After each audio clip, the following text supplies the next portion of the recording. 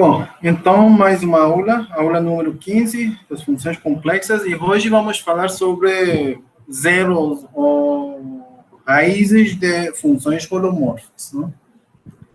Função holomorfa que agora podemos dizer função analítica, né?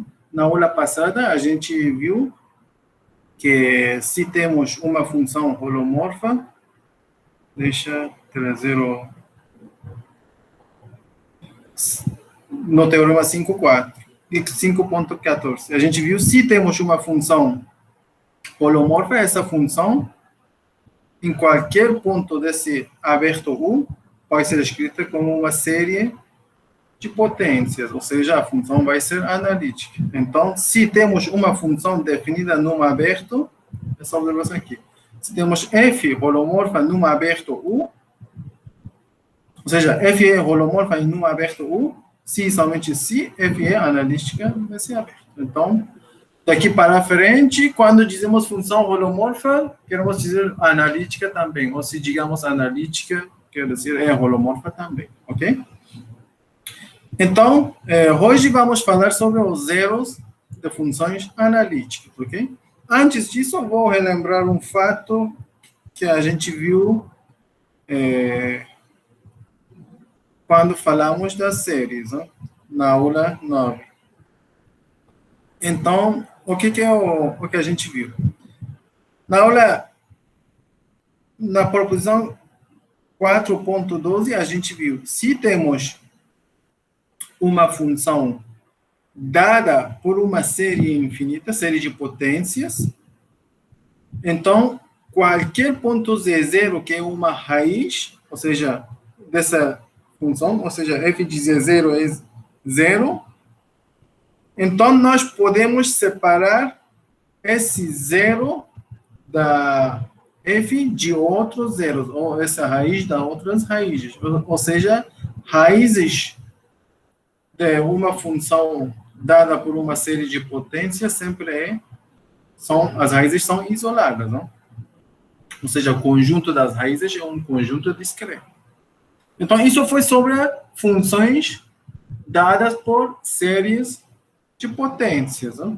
Agora, pelo que vimos na aula passada, então, cada função holomorfa pode ser escrita da forma série de potências em torno de qualquer ponto no seu domínio, num aberto. Então, nós podemos aplicar o mesmo teorema ou falar uma proposição parecida para todas as funções holomorfas. Então, vamos lá.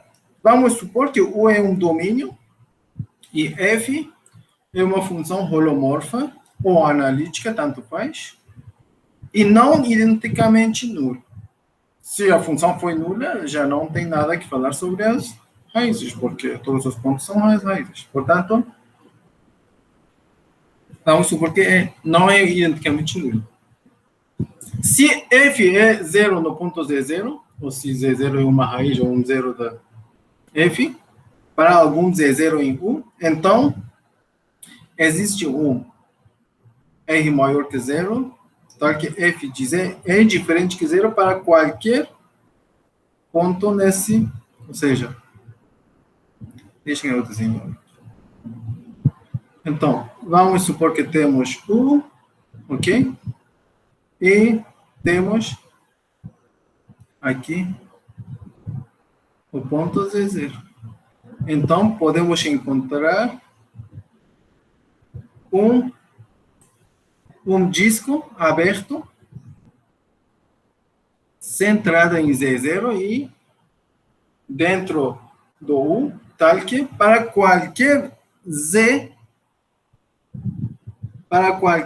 nesse disco, f de Z é diferente que 0, ok? Então, isso que queremos provar. Mas a demonstração pela proposição que acabo de mostrar da parte das séries vai ser bem fácil, hein? Ou seja, f é analítica em Z0. Então, existe um S, tal que nós podemos escrever f da forma da sua série de Taylor em torno do ponto Z0, para qualquer Z dentro desse disco aqui. Agora, pela proposição 4.12 que a gente viu, já temos uma série de potências. Então, tem que existir um R menor que S, maior que zero, tal que f de z seja diferente que zero para qualquer... Aqui foi escrita z. Para qualquer z nesse disco furado. Portanto, a demonstração sai diretamente da proposição que a gente já tinha visto. Ou seja, as raízes ou zeros de uma função holomorfa ou uma função analítica sempre são isoladas. Nós podemos isolar ele. Ou seja, o conjunto das raízes de uma função analítica é um conjunto discreto, ok? Agora, vamos usar essa proposição para demonstrar o princípio da identidade para funções analíticas. A gente teve esse princípio para séries de potências também, se vocês lembram. Então, o que diz? Diz, se temos U e temos uma... Por exemplo, não tenho nenhum desenho aqui. Vamos supor que temos U, ok? E temos um ponto Z0 em U.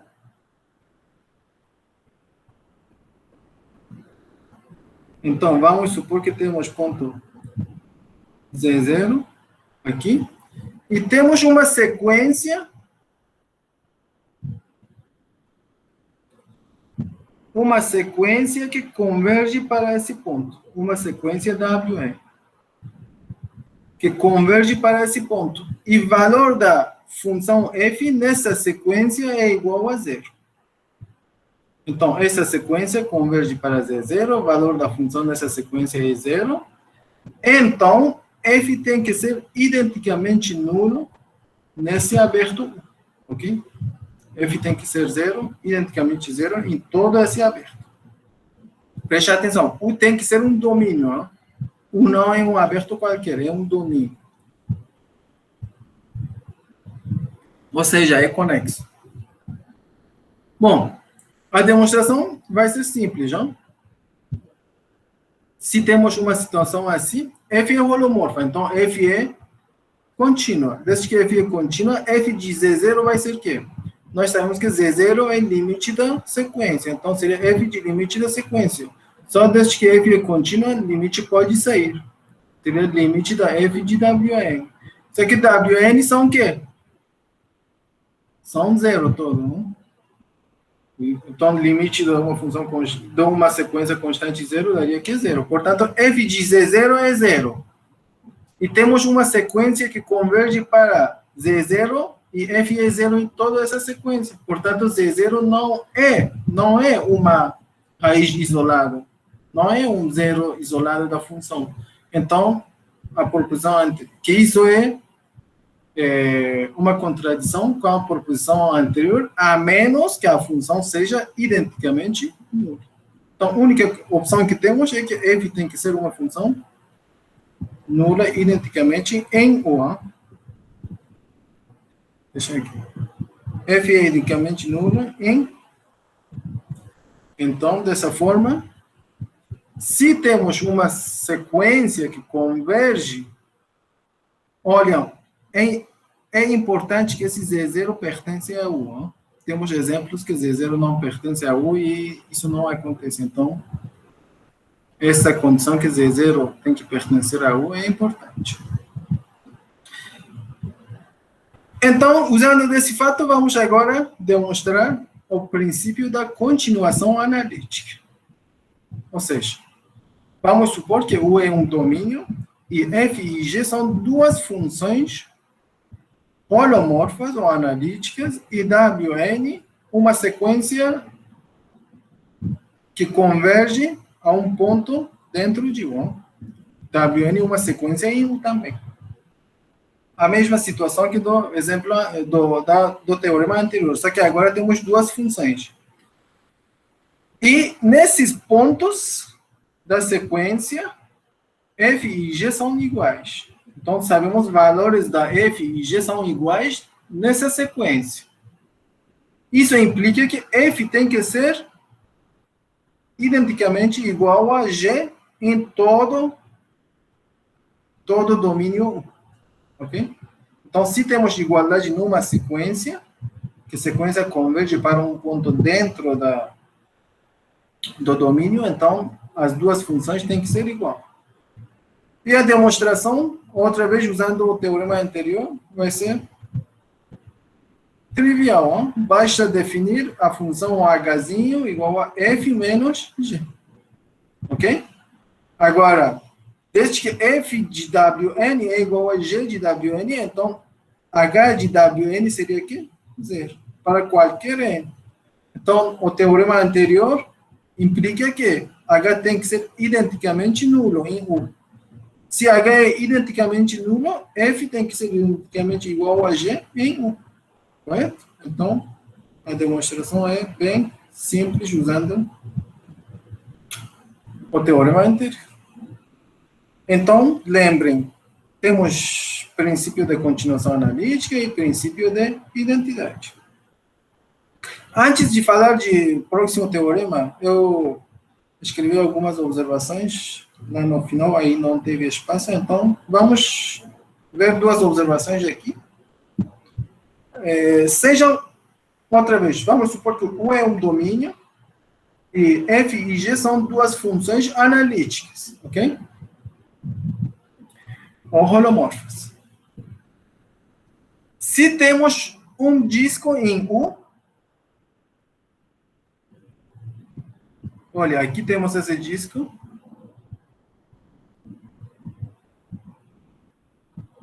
De raio R em U, tal que F é igual a G nesse disco.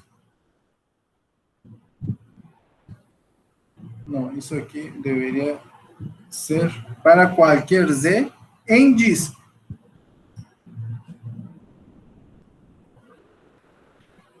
Então, se temos essa igualdade no disco, então F tem que ser identicamente igual a G em todo esse domínio. A demonstração é bem simples, outra vez. Desde que temos um disco, temos infinitas sequências dos pontos que convergem a Z0. Inclusive, eu escolhi uma dessas sequências. Olha, R é um número positivo, então existe um número natural, tal que 1 sobre N0 é menor ou igual que R. Agora, para cada N, vou definir Wn igual a Z0 mais 1 sobre N0 mais N. Ó. Olha, esse aqui é menor que R. Distância de Z0 até Wn vai ser menor que R, então. Então, esse todo fica dentro desse disco. Ou seja, essa sequência é uma sequência à direita do ponto Z0. Uma sequência aqui, ó. Essa sequência converge para quê? Olha, primeiramente, desde que estão dentro do disco, pela hipótese, F é igual a G para qualquer Z. Então, F é igual a F de Wn é igual a G de Wn, porque Wn pertence a disco. Então, temos esse. E outra coisa, se N vai para infinito, esse aqui vai dar zero. Então, Wn converge para Z0. Ok? Então, F é igual a G em qualquer Wn e Wn converge para Z0. Então, pelo princípio da continuação analítica que vimos, essas funções têm que ser identicamente igual em U. Ou seja, F tem que ser igual a G em todo. Ok? E a segunda observação, agora, vamos supor que temos um intervalo em R, tal que esse intervalo está Deixem eu vou desenhar. Outra vez temos U. E vamos supor que existe um intervalo A a B, está dentro de números reais, ok? E F é igual a G nesse intervalo. F de x é igual a g de x para qualquer x nesse intervalo. Então, f tem que ser identicamente igual a, outra vez, g em todo u. Outra vez é simples, outra vez usar o princípio da continuação analítica. Vamos escolher um ponto x0. Outra vez vamos escolher n0, tal que x0 mais 1 sobre n0 pertence a A e B. Ou seja, x0 fica aqui, digamos, isso é x0 mais 1 sobre n0, que fica outra vez dentro do intervalo, que intervalo é um subconjunto de U. Agora definimos Wn, essa sequência aqui, e outra vez, essa sequência, Wn, que definimos assim, está dentro de U, e desde que pertence ao intervalo, f é igual a g sempre, nesse, e essa sequência, quando n vai para infinito, isso dá zero, converge para x0, que pertence a U. Então, outra vez, a continuação analítica implica que f tem que ser igual a g, identicamente em todo U, ok? Vou dar um exemplo. Olha, o professor Rafael demonstrou esse fato quando falou do seno das funções trigonométricas. Não? Agora vamos demonstrar outra vez usando esse fato. Que seno ao quadrado de z mais cosseno ao quadrado de z é 1 para qualquer número complexo. Olha, eu vou definir a função f de c para c. F de z é igual a seno ao quadrado mais cosseno ao quadrado. Essa é uma função inteira, correto? É holomorfa em todo plano C. E plano C é um domínio. Plano complexo é um domínio. E deste cálculo 1, no ensino médio, nós sabemos para qualquer número real, seno ao quadrado de x mais cosseno ao quadrado de x é igual a 1. Ok? Então, isso aqui, essa relação vale para qualquer número real. Já sabemos. E a ideia é demonstrar para qualquer número complexo. Então, para qualquer número real já sabemos. E a função constante 1 é uma função também inteira, ou seja, é holomorfa em todo plano. Então, f é inteira, g é inteira, é holomorfa. F é igual a 1 para qualquer número real.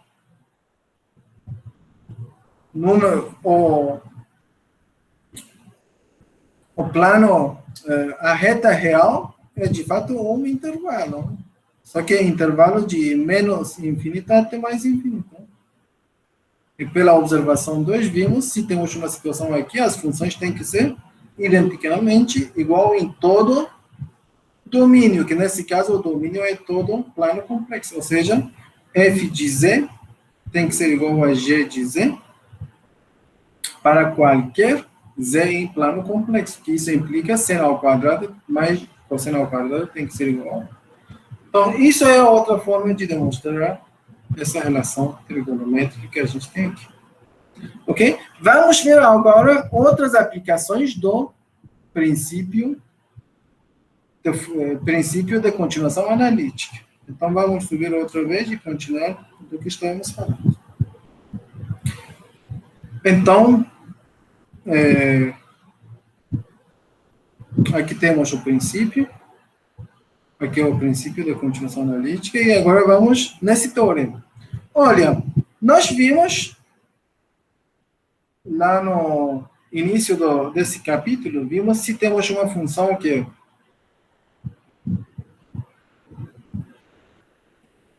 a derivada dela é zero num domínio, então a função tem que ser constante. Então, se a derivada é zero, a função tem que ser constante.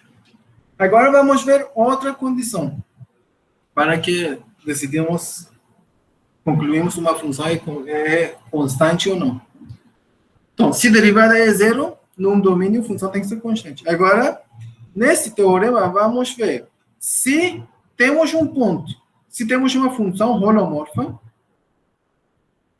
ou uma função analítica, num domínio, tal que todas as derivadas num ponto fixo são zero. todas as derivadas num ponto fixo. W já é um ponto fixo em U, e todas as derivadas sabemos que nesse ponto são igual a zero. Então, f tem que ser uma função constante em U. Okay? Então, vamos demonstrar esse fato usando o princípio da continuação analítica. Olha, nós sabemos que f é analítica. Então, se f é analítica em W, tem que existir um disco em torno do W, um disco de raio R, tal que f pode ser escrita da forma de série de potências centrada em W. Para qualquer Z nesse disco aqui, ok? Então, essa vem do fato que f é analítica. Agora, nós sabemos que, pela hipótese, todas as derivadas em zero são o quê? São zero. Então, se todas as derivadas são zero, isso quer dizer que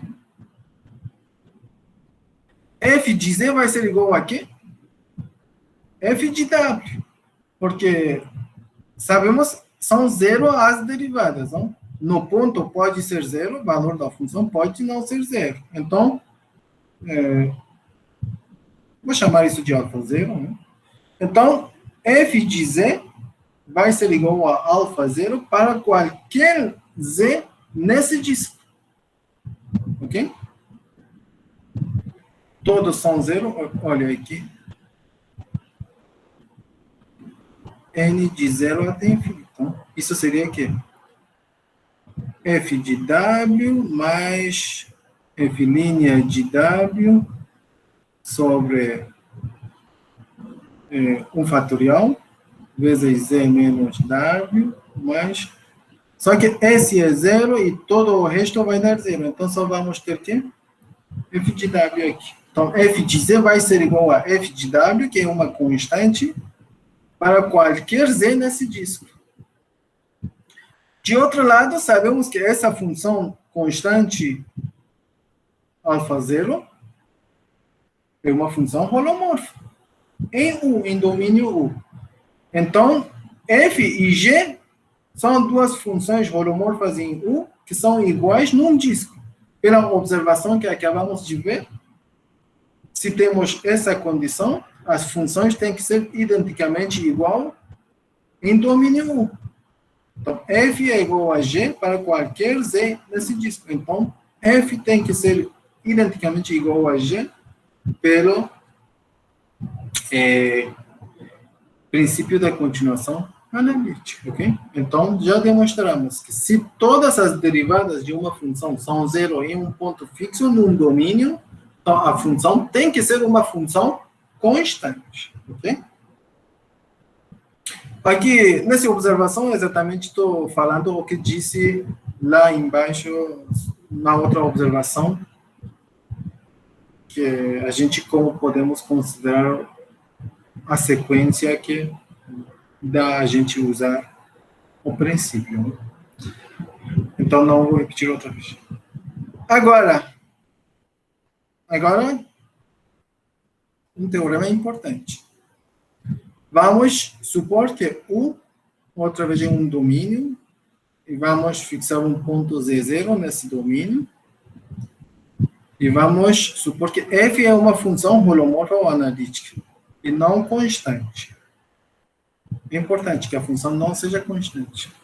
Tal que Z0 é uma raiz, não? F de Z0 é zero. Então, f pode ser representada em U na forma...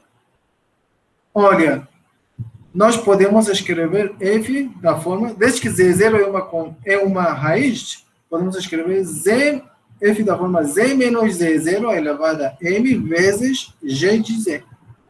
Onde m é um número natural e g é m é um inteiro positivo e g é uma função holomorfa em U. Tal que g de w não é zero. Ok? Não sei por que escrevi aqui w. Isso é g de z0. Talvez porque estou trabalhando Anterior com W. Então, G de Z0 é diferente que zero. Além disso, essa representação vai ser única. Ou seja, esse M e essa função G são únicas. Não podemos encontrar outros com essa propriedade.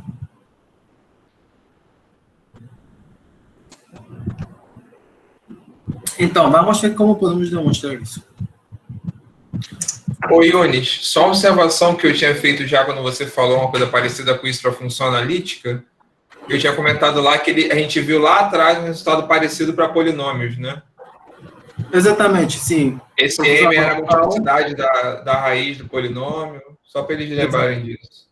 Sim, que eu também depois repeti isso para séries, para demonstrar. E lá em polinômios eu falei, olha, a gente vai ver uma coisa parecida para a função holomorfa, tá aí, ó, o que o Yunis está fazendo. Então, promessa, como dizem, promessa cumprida. Cumprida. Então, vamos demonstrar. Como f é holomorfa em Z0, então, outra vez, podemos escrever f da forma de uma série de potências em torno do ponto Z0. Num disco de raio R, e esse R existe. Okay? Agora, nós sabemos que f de Z0 é zero. Ok? E sabemos que f não é uma função constante. Então, o teorema anterior implica que uma das derivadas tem que ser diferente que zero.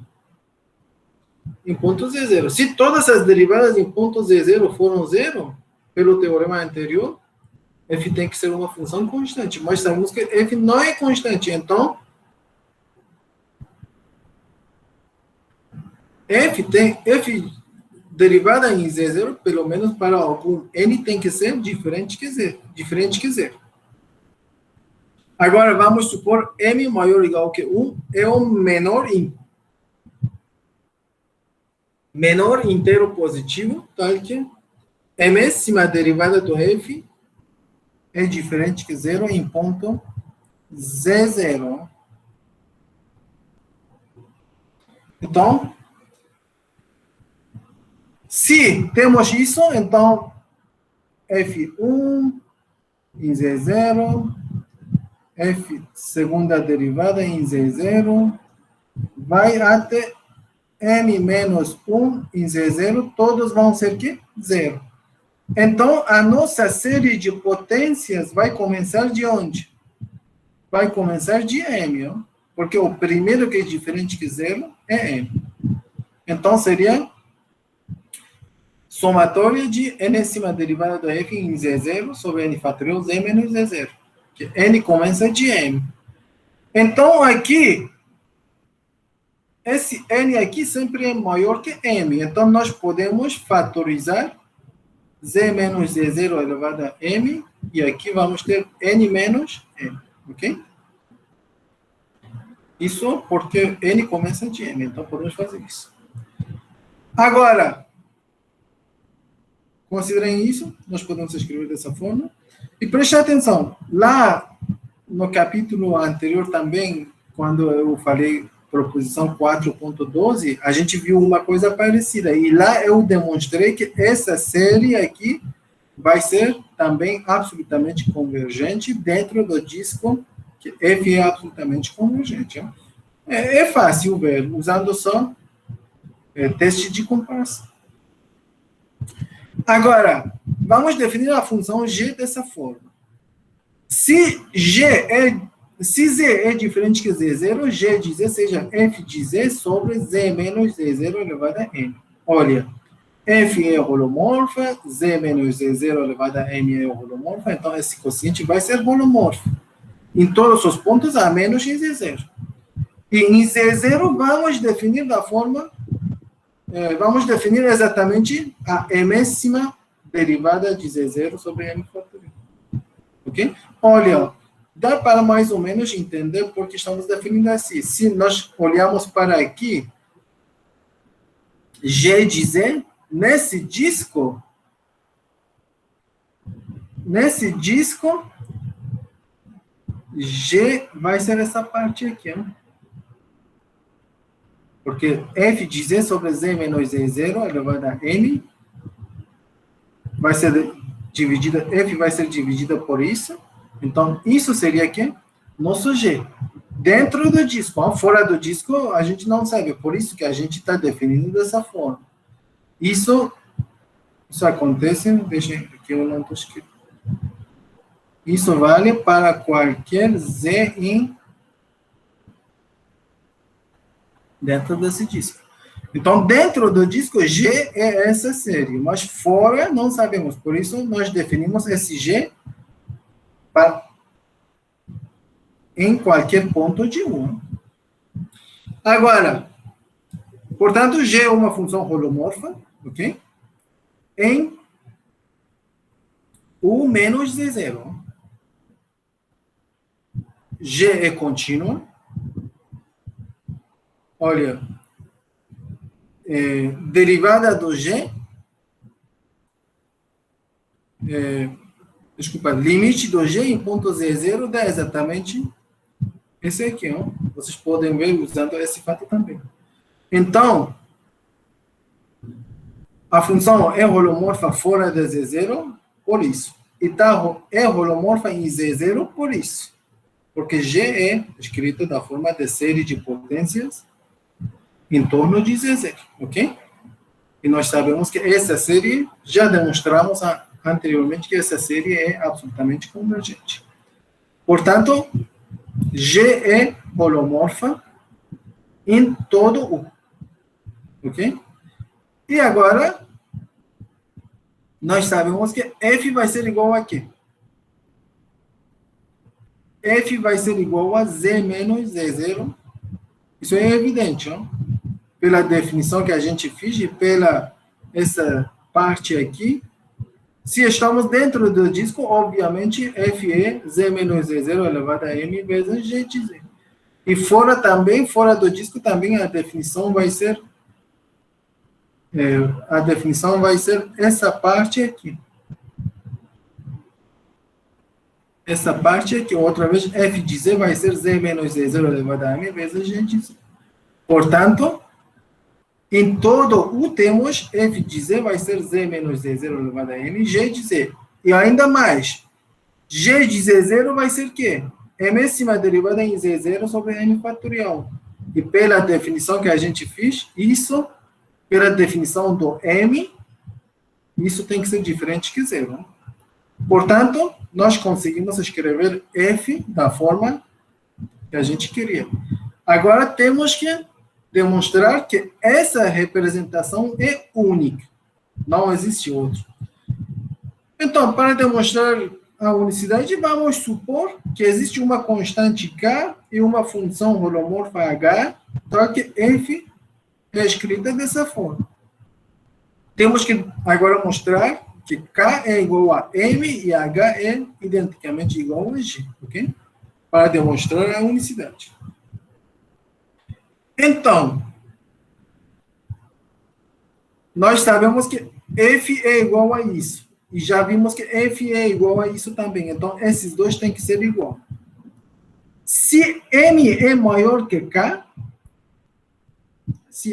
vamos, por absurdo, vamos supor que M e K são diferentes. Então, ou M tem que ser maior que K, ou K tem que ser maior que M. Se M for maior que K, então nós podemos dividir isso por Z menos Z0 elevado a K. Ok? Então, seria que, desde que M é maior que K, Z menos Z0 elevado a M menos K, isso aqui é diferente que zero. Então, isso sempre, esse fator existe. Então, esse limite aqui dá quê? Dá zero. E isso aqui é isso dividido por isso, que seria igual a H de Z. Então, seria limite de H de Z quando Z tende ao Z0. Nós sabemos que H é uma função holomorfa, então é contínua. Portanto, esse limite daria H de Z0. Mas, pela hipótese, H de Z0 é diferente que zero. Ou seja, chegamos à conclusão que zero é diferente que de zero, que isso é uma contradição. Então, M não é maior que K. E se supomos que K é maior que M, outra vez também fazemos o contrário. K menos M, agora consideramos. Vamos considerar K menos M. Então, nesse caso, outra vez chegamos à contradição que zero é diferente que zero. Então, K também não é maior que M. M não é maior que K. K não é maior que M, então M tem que ser igual a K. Então, se M é igual que K, o que acontece? K é igual que M. Então, esse fator aqui vai ser cancelado com isso. Então, H vai ser igual a G para qualquer Z. Então, já demonstramos que M tem que ser igual a K e H tem que ser igual a G. E daí, terminamos a demonstração. Ok? Então, nós conseguimos apresentar qualquer função em torno de umas... Se Z0 é uma raiz, f de Z sempre pode ser escrita dessa forma. Podemos dizer ainda mais no próximo teorema, que em certa forma um corolário do teorema anterior. Temos isso aqui. Seja o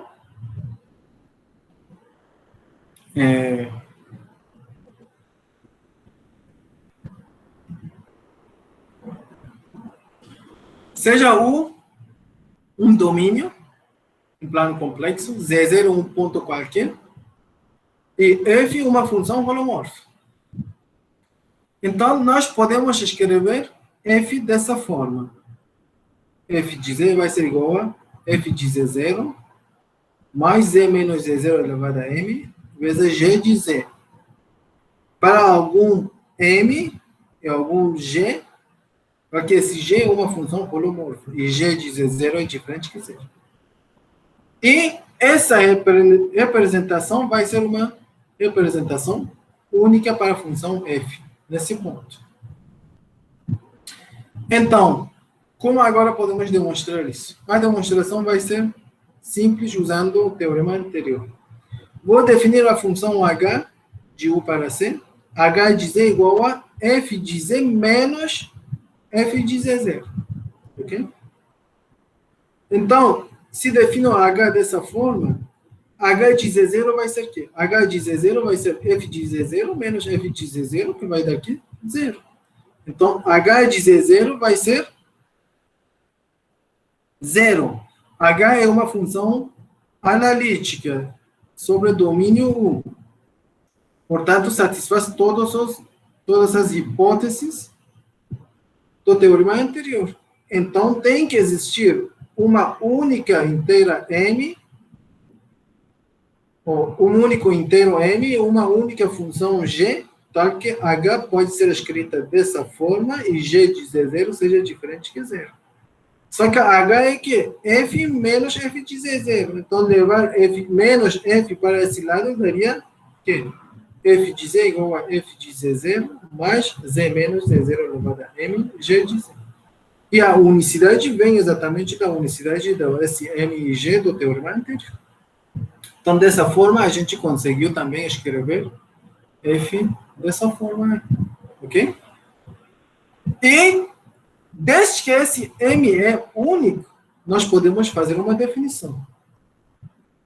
Então, para tal função f e tal ponto Z0, esse M se chama multiplicidade da função nesse ponto. Então, esse número M, definida nesse corolário, se chama multiplicidade do f nesse ponto. Em particular, se f de Z0 é 0, ou seja, se Z0 é uma raiz, ou é um zero da f, então dizemos Z0 é uma raiz, ou é um zero de ordem, ou de multiplicidade M da f. E aqui temos uma demonstração que sai exatamente da demonstração. Ó. Como a gente encontrou esse M? Esse M foi o menor número inteiro que a M' derivada em Z0 foi diferente que 0. Portanto, a ordem ou multiplicidade de f em Z0 é o menor inteiro positivo a M, tal que a M' derivada vai ser diferente que 0, ok? Dessa forma, nós podemos encontrar multiplicidade. Bom, então terminamos aqui. Deixa eu ver que horas são. Sim, ainda é cedo. Então eu vamos fazer um exemplo. Dá tempo para fazer um exemplo. Eu não escrevi esse exemplo, vamos ver se vou conseguir. Então, nós sabemos que log é uma função de c menos infinito e zero, certo? Log com essa definição, que eleva cada z para log de z, é uma função que é holomórfica.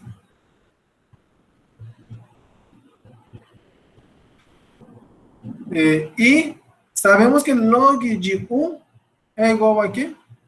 Zero. Certo?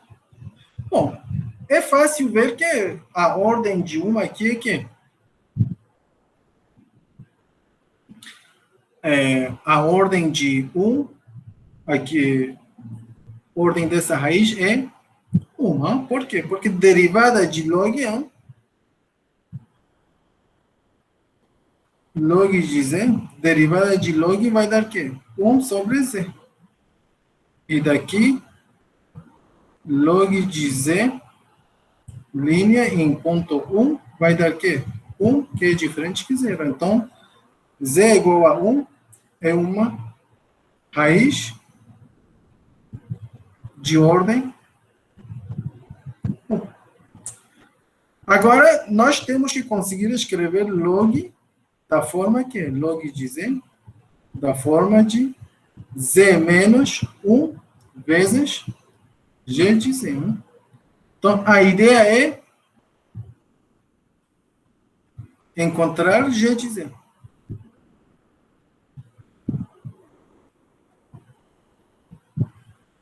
Ok? Para encontrar g de z, até que no teorema anterior, eu já dei a ideia. G de z seria que, de fato, log de z sobre z menos 1, ou seja, g de z, pelo que a gente viu no teorema, g de z vai ser log de z sobre z menos 1, se z é diferente, e vai ser igual a quê? Vai ser igual a primeira derivada sobre 1 fatorial, ou seja, vai ser igual a 1, se z é igual, então, a nossa função g vai ser essa função aqui. Só que, preste atenção, nossa função g vai ser do mesmo domínio. Número complexo menos eixo real negativo para cima. Então, conseguimos encontrar a função g também. E qual seria a série de Taylor?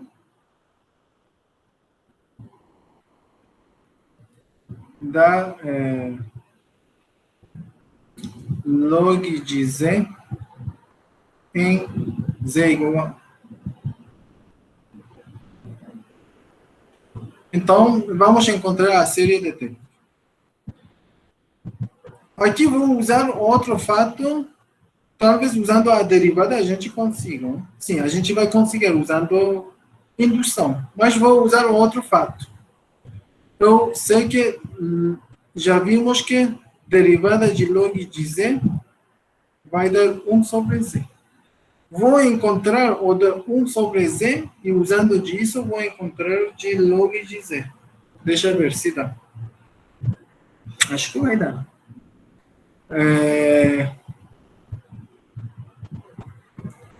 Então, o que eu usar exatamente é a derivada. Não? Ou seja, se eu... Deixa eu ver. se eu defino f de z igual a log de z, ok? Então, f' de z vai dar 1 sobre z. F duas linhas de z vai dar o quê? Menos 1 sobre z ao quadrado. Terceira derivada vai dar o quê? Vai dar menos mais 2 sobre z ao cubo. E continuando isso, a enésima derivada de z vai dar o quê? Menos 1 elevado a n menos 1, ou n mais 1, vezes, deixa eu ver, melhor, n menos 1 vezes n menos 1 fatorial sobre z elevado a n. Tá correto, Rafael? Acho que sim. Então, se temos isso aqui, log de z vai ser igual a quê? Somatória enésima derivada em ponto 1 sobre n fatorial vezes quê? Z menos 1 elevado a n. Ok? Só que isso implica que enésima derivada de z 1.1 vai ser igual a quê? Vai ser igual a menos 1 elevado a n menos 1 vezes n menos 1 fatorial. Ok? Então, isso vai dar quê? Somatória n de 0. Só que em 0 dá 0. Então, n de 1 mais infinito. Agora, isso vai dar quê? Isso vai dar n de 1 a mais infinito de... Olha, menos 1 elevado a n menos 1 vezes n menos 1 fatorial sobre n fatorial. Z menos 1 elevado a n. E isso dá n de 1 a mais infinito. Isso daria quê? Menos 1 elevado a n menos 1 sobre n, z menos 1 elevado a n. Então, conseguimos escrever, só que até onde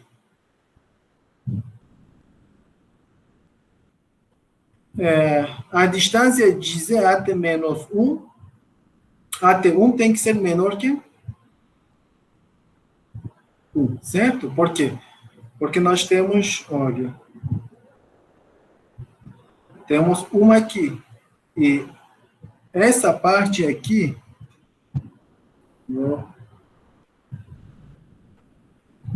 essa parte aqui não está parte do domínio. Então, se sairmos desse disco de raio 1 centrado em 0, nós vamos cruzar com essa parte aqui, ou com 0. Então, nós não podemos fazer isso. Isso vale até onde a função é definida nesse disco da forma holomorfa. Então, isso vale se módulo de z menos 1 é menor que 1. Ou seja, se z pertence a disco de raio 1, centrado em 1 e de raio. Ok? Então, dessa forma, nós conseguimos escrever. Desde que, olha, n começa de 1, então, aí na definição do G da forma de série, nós podemos, ou seja, G de Z, aqui nós podemos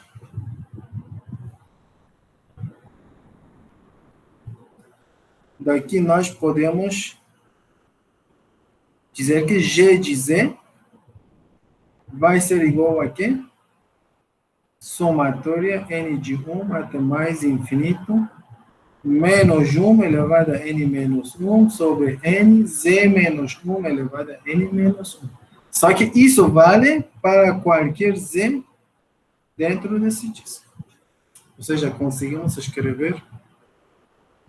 Porque menos 1 apareceu aqui? Porque eu tenho que dividir por z menos 1. Ok? Então é isso aí, pessoal. E vou fechar aqui. Então, vou parar a gravação e depois vamos conversar.